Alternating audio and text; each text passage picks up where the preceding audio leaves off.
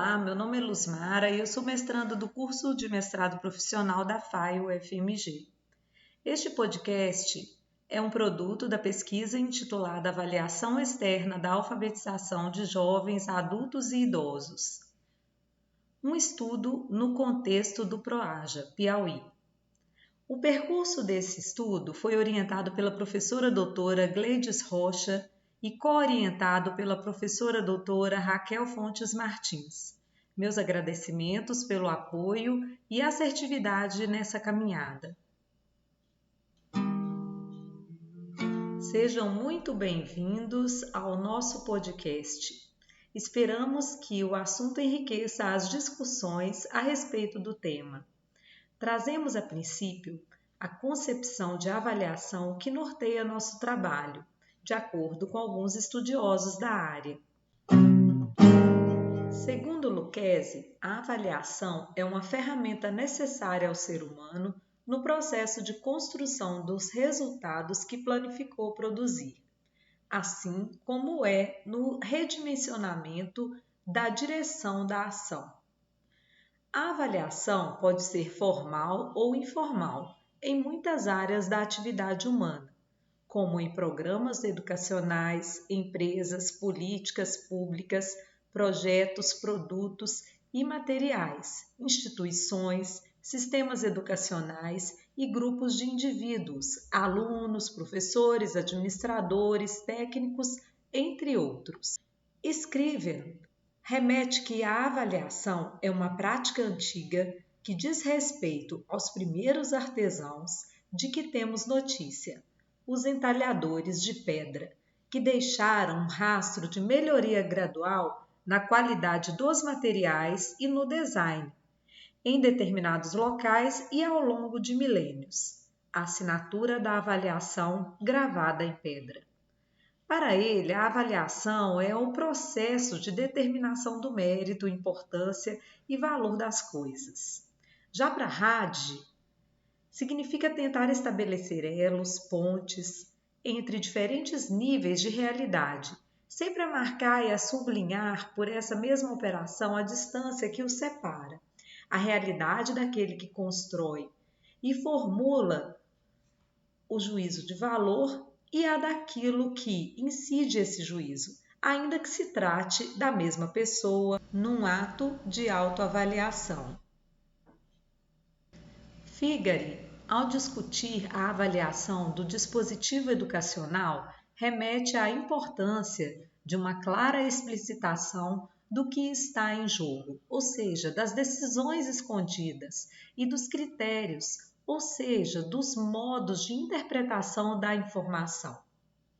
A noção de avaliação educacional foi criada por Ralph Tyler, autor norte-americano que, no período de 1930 a 1945, evidenciou a pauta sobre o tema.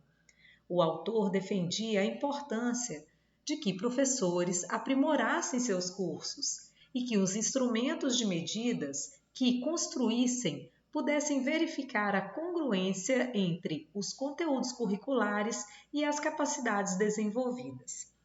Embora a contribuição de Tyler tenha sido fundamental, Viana assinala que foi a partir da década de 1960 que nos Estados Unidos a avaliação educacional começou a incidir sobre grandes projetos de currículos financiados com apoio federal, surgindo nesse momento histórico a figura do avaliador como um profissional com atividades específicas até então exercidas por educadores com formação generalista.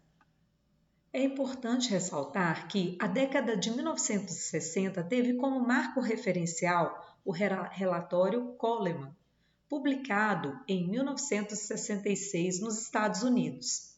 O documento foi um marco inicial de estudo sobre o desempenho escolar, apresentando pesquisas que afirmavam que o desempenho dos estudantes era mais impactado pelos fatores externos à escola, como a condição socioeconômica e cultural, e que o ambiente escolar pouco teria efeito sobre o desempenho estudantil. Críticas foram surgindo e essa lógica foi sendo rompida. a partir do final da década seguinte, quando novas pesquisas passaram a tematizar fatores que tornam as escolas mais eficazes. Essa informação foi feita por Soares. Viana observa que a avaliação expandiu suas análises contemplando não só o indivíduo, mas também o sistema educacional como um todo. Nas palavras de Viana, ele nos diz que, inicialmente, todo o seu enfoque centralizava-se no aluno e nos problemas de sua aprendizagem. Aos poucos, entretanto, sem se afastar desse interesse, modificou a sua orientação e passou do estudo de indivíduos para o de grupos, destes para o de problemas e materiais instrucionais na etapa atual. Preocupa-se com a avaliação do próprio sistema educacional. No campo da educação, há basicamente duas modalidades de avaliação, a interna e a externa.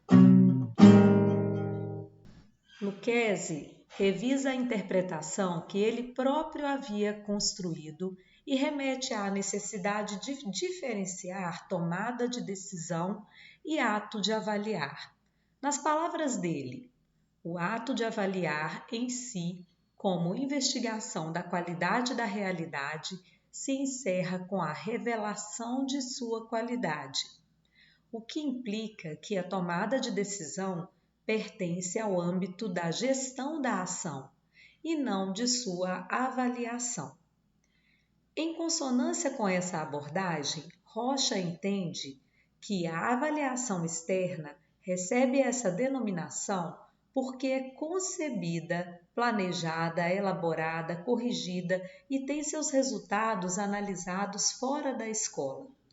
Também denominadas sistêmicas, essas avaliações são produzidas com a intenção de dar ao gestor, geralmente às secretarias de educação do município, do estado, do país, informações que podem orientar a implementação de políticas de educação.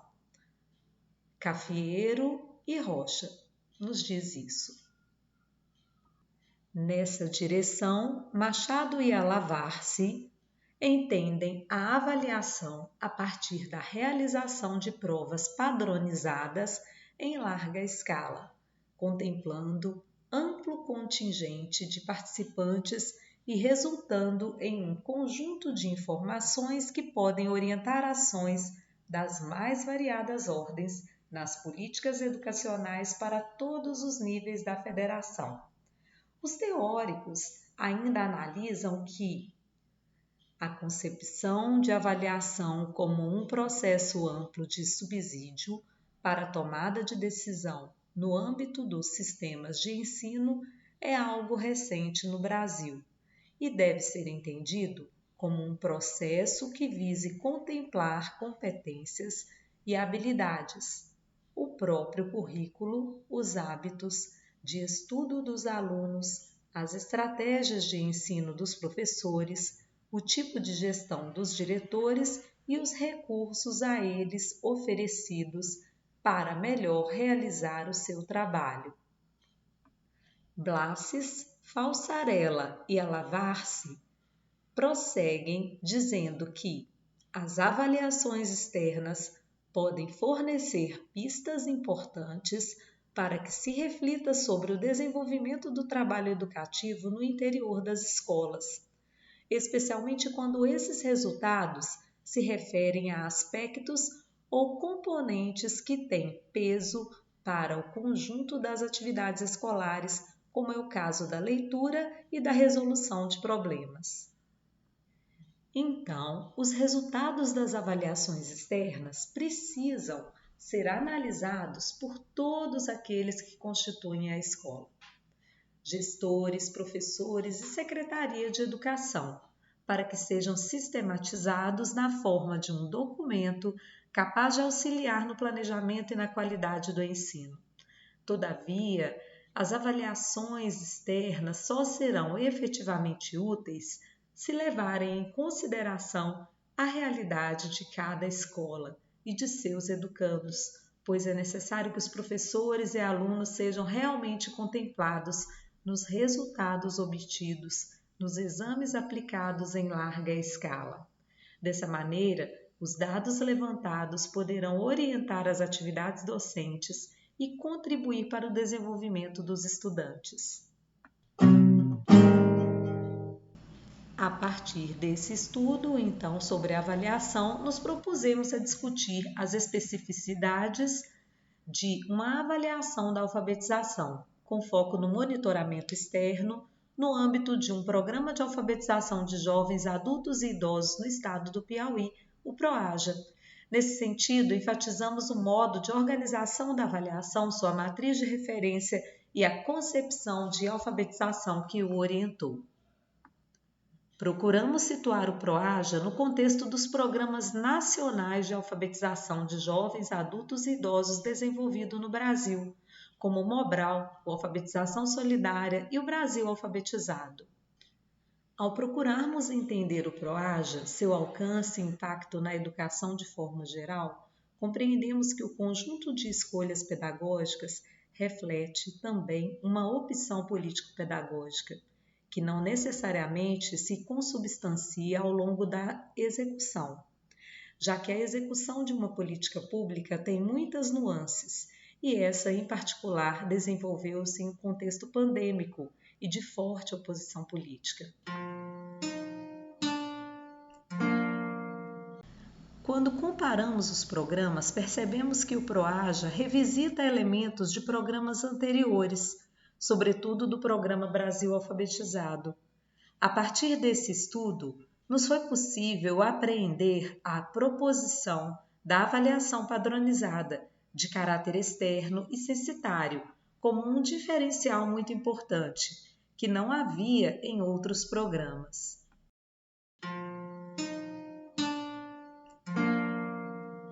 A implementação do PROAJA foi justificada pelo fato de o estado do Piauí, de acordo com o PNAD 2019, possuir cerca de 430 mil pessoas acima de 15 anos não alfabetizadas, o que representava um índice 2,5 vezes maior que a média nacional.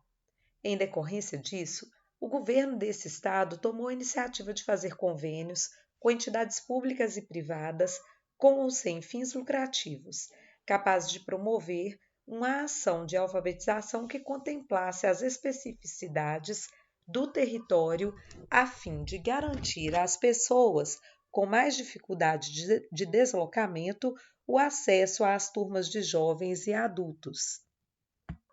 Foi nesse contexto que o governo do estado, por intermédio de sua Secretaria de Estado da Educação, SEDUC Piauí, buscou garantir a oferta de cursos de alfabetização aos estudantes matriculados na rede estadual de ensino por meio do Programa de Alfabetização de Jovens, Adultos e Idosos, PROAJA. A SEDUC Piauí estava autorizada a conceder bolsas de estudos aos alfabetizandos que atendessem às condições estabelecidas em lei.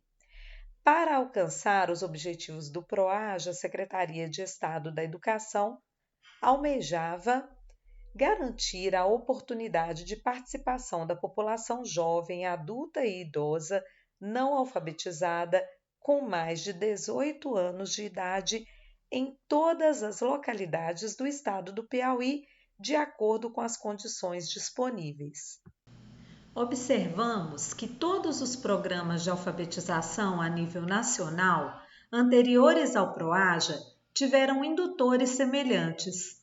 O foco era diminuir o índice de analfabetismo do brasileiro, que era muito alto. Nas décadas de 50 e 60, 60% da população brasileira era analfabeta. Muitos esforços foram empreendidos visando diminuir esse contingente, mas o resultado ainda era insuficiente.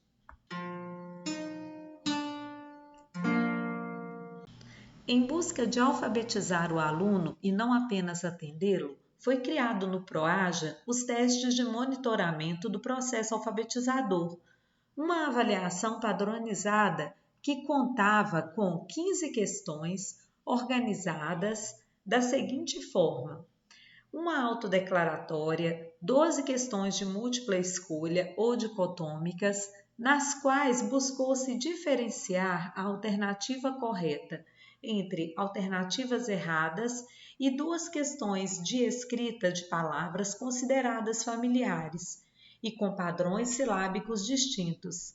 As questões dos testes procuraram contemplar diferentes níveis de dificuldade, fáceis, médias e difíceis. O objetivo era verificar os níveis de alfabetização dos alunos ao iniciarem em uma turma, bem como o perfil apresentado ao final do período delimitado para a oferta daquela turma.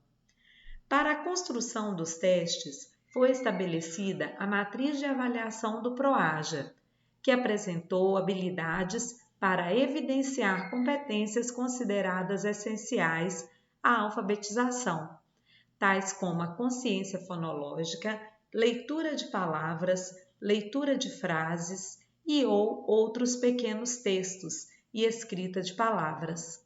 Essas habilidades eleitas forneceram elementos para pensar os perfis de alfabetização. A matriz pedagógica de referência do PROAJA apresentou as habilidades baseadas no eixo de conhecimento, apropriação do sistema de escrita e leitura, que vão desde o reconhecimento de letras do alfabeto, sílabas e palavras, escrita de palavras, leitura de frases e pequenos textos. A avaliação trabalha com o perfil de alfabetizado como aquele capaz de ler e compreender frases e outros pequenos textos que circulam na vida social e de escrever palavras compreensíveis pelo leitor, ainda que com erros ortográficos. Todos os testes desenvolvidos a partir desse desenho de avaliação, com questões do mesmo tipo e grau de dificuldade presumida, similar e também questões comuns entre eles, permitiam apreender os diferentes perfis de alfabetização.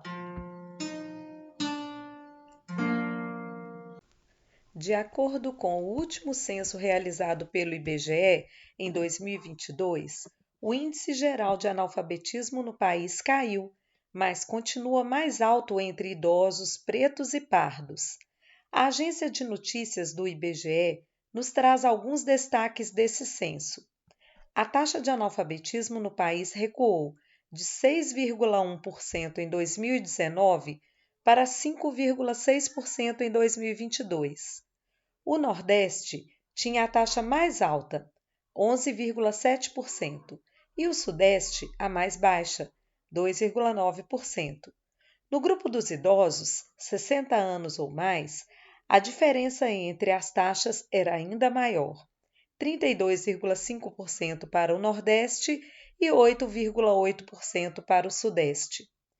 Das 9,6 milhões de pessoas com 15 anos ou mais de idade que não sabiam ler e escrever, 59,4%, ou seja, 5,3 milhões, viviam no Nordeste e 54,1%, 5,2 milhões, tinham 60 anos ou mais.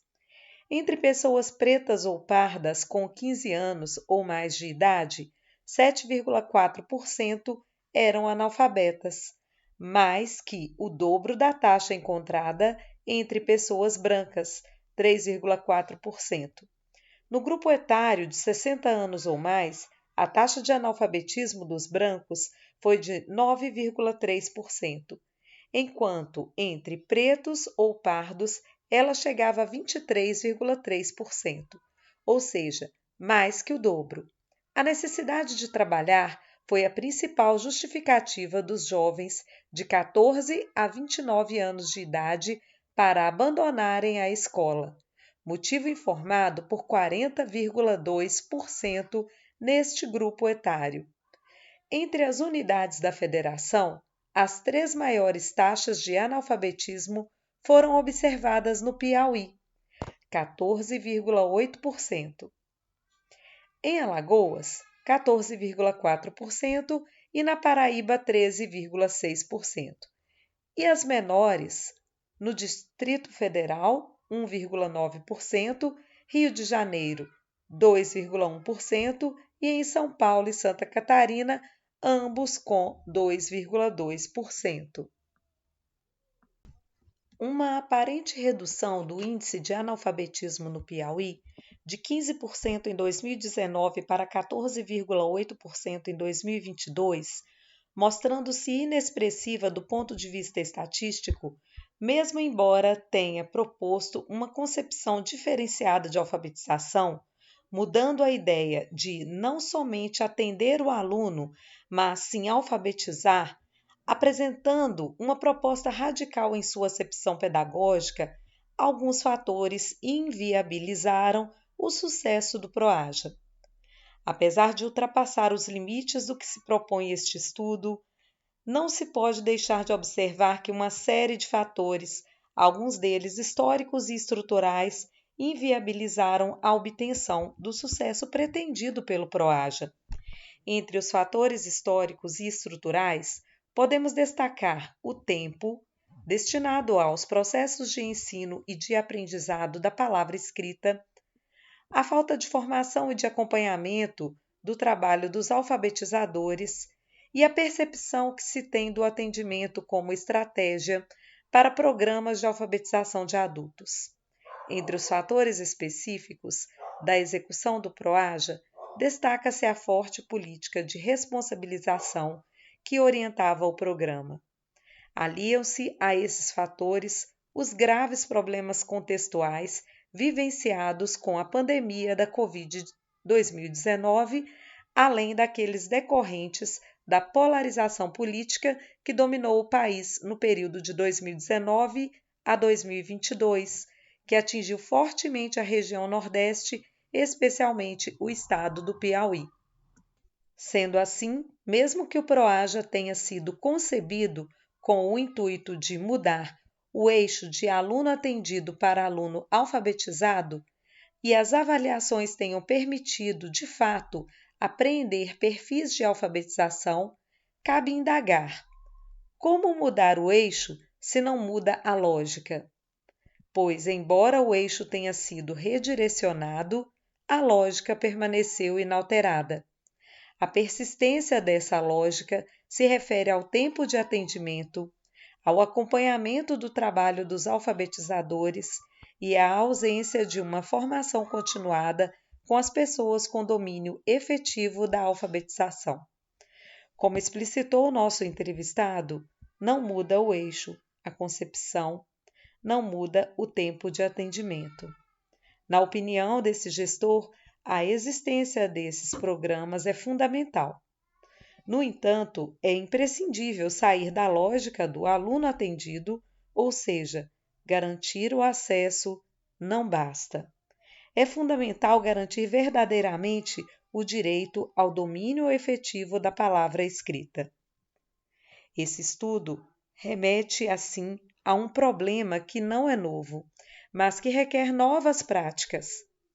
O PROAJA avança na proposta pedagógica de definição de um perfil de alfabetização e na proposição de uma avaliação padronizada para acompanhamento dos aprendizados. Há, no entanto, ainda muito a avançar no que tange à implementação de programas efetivamente consistentes. O desenho do programa Brasil Alfabetizado avançou em vários aspectos. Talvez a retomada desses avanços, aliada aos avanços conceituais presentes na origem do PROAJA, sem a proposição de políticas de responsabilização financeira, mas de pactuação de metas e de acompanhamento dos processos de alfabetização, nos permitam, enfim, avançar naquilo que não deve ser designado como erradicação, mas como criação de condições objetivas de acesso a um direito, ainda que tardio. Agradeço por você ter acompanhado, ouvindo o podcast até aqui. Caso queira manifestar a sua opinião, escreva nos comentários abaixo, por favor. Obrigada.